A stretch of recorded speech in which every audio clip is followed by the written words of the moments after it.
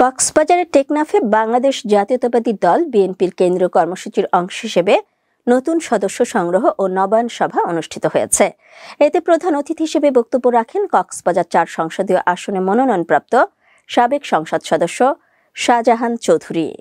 যুবদল, ছাত্রদল, কৃষক দল, শ্রমিক দল, সকল দল, আসসালামু আলাইকুম ওয়া রাহমাতুল্লাহি ওয়া বারাকাতুহু। আমরা এই টেকনাফ উখিয়া কক্সবাজারে এই দল নিয়ে কাজ করে যাচ্ছি।